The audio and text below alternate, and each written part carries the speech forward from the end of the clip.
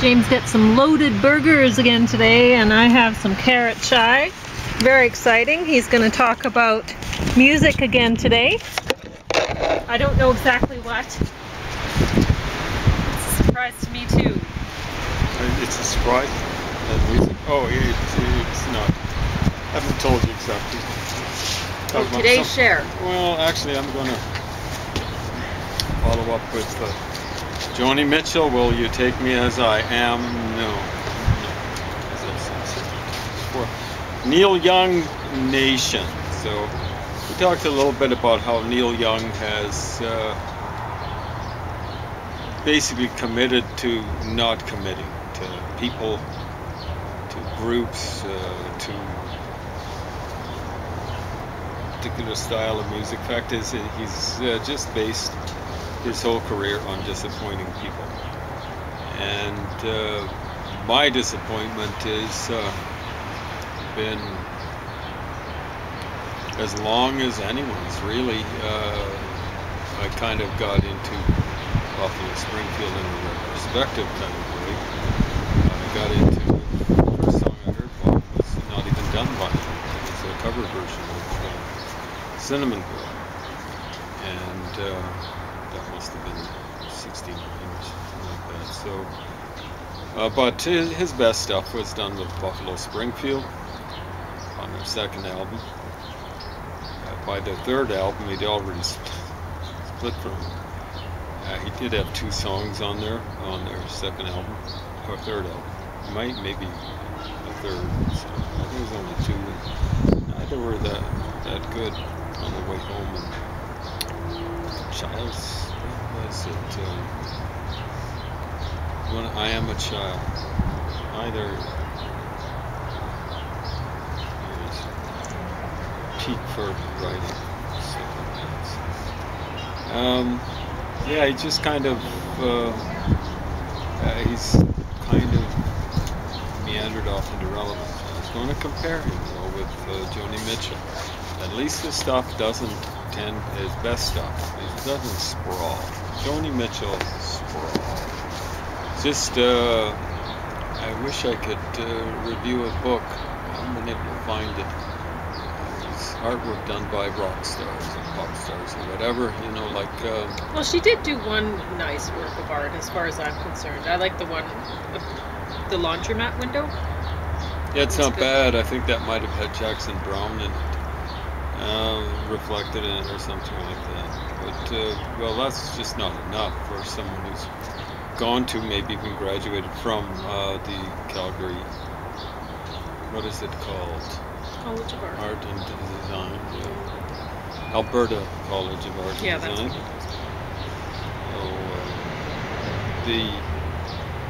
So, the close to the best artist in Lethbridge went to, he's in his, maybe his mid-70s now, he went to the College of Art and Design in Calgary in the well, he might be the 60s. best in Lethbridge now.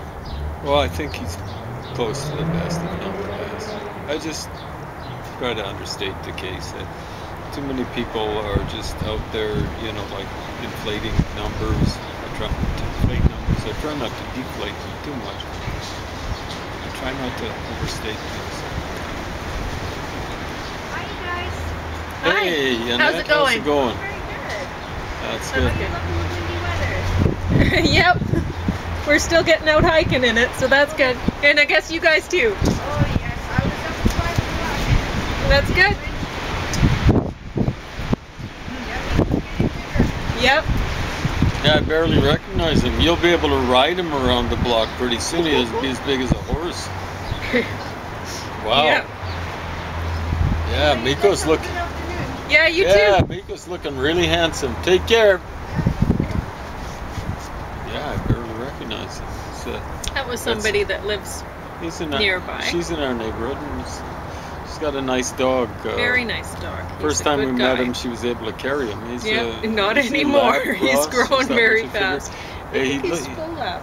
maybe he looks very, very don't know. handsome for a He's lab. very Sometimes labs look a little bit stocky, but he's looking. Maybe it's just because he's still fairly youthful. He's looking very svelte. Things Yeah. like that. Maybe it's because he gets at least semi-regular rock. I think, what would his name be? Well, it's actually maybe a female name, Japanese, but I've forgotten where she got the name from.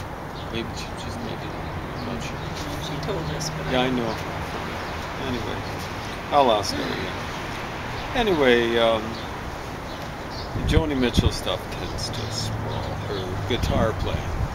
You know, like one time she said, you know, every guy I go with or whatever, I just basically appropriate his style, which you can quite easily see too. I just kind of absorb his style and then I move on. It's kind of, you idiot. On her first album, she didn't go with the guy, but she's hanging with the guy or with his buddies or whatever. She was actually eventually went with that album was produced by a guy who was eventually working with Steve, and she eventually ended up going with Graham Nash. So for a while. So I believe he played bass. Stephen Stills did bass.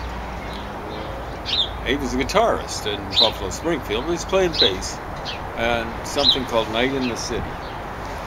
And then later on her fourth album, he plays bass, if I'm not mistaken, on Carrie. Beautiful bass. She didn't absorb his style. I'd like to hear her play bass at all. Eventually, she got going with James Taylor, and she kind of got a slight syncopation to guitar playing. I think that was her idea of absorbing or appropriating James Taylor. Hey, Joni, you know, like syncopation, you're not playing like James Taylor when you go ka-plunk, ka-plunk, ka-plunk, ka-plunk, ka-plunk. Keep on going for as long as many of her songs go with the ka-plunk kind of. You know, like, again, it's just like, what is it, the polio? She just lacks muscular tension or something like that. I don't think it's the polio, because if you look at or hear Neil Young, you'll hear there's plenty of rhythmic tension in his stuff. And it doesn't matter if he's playing acoustic guitar or electric guitar. It doesn't matter if he's playing electric like rhythm guitar, or if he's playing, although he doesn't tend to play rhythm guitar, or lead guitar. No, I don't know what her problem is, but she too, I'm afraid, is into disappointing at least pop expectations. So she does something that people still play. They pay Paradise, put up a parking lot, and at the end you can hear this nervous laugh. She's nervous doing pop stuff.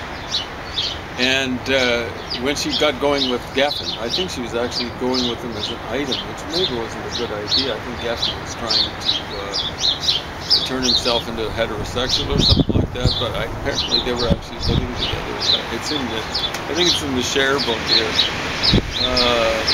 It's in one book I read recently. She turns up at David Geffen's place, and someone does, and Joni Mitchell's just heading on out. Apparently they were a bit of an item. And Geffen was telling her, get something to sell.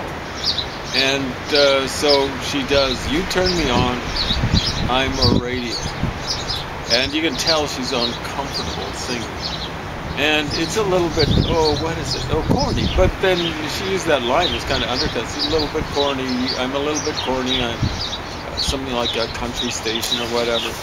And she's just uncomfortable doing stuff that might please people. I think she just doesn't care for people that much. She really doesn't care that much for the guys that she goes with, from what I can tell. Now, there are lots of guys in rock and roll. It might have something to do with her arrogance. I mean, of course. She might feel that if she does pop music, she won't be the best at it. And so she that would shake her opinion of herself as being truly awesome, right? If she can't manage to be the best at pop. So then She'd be close to the best, really.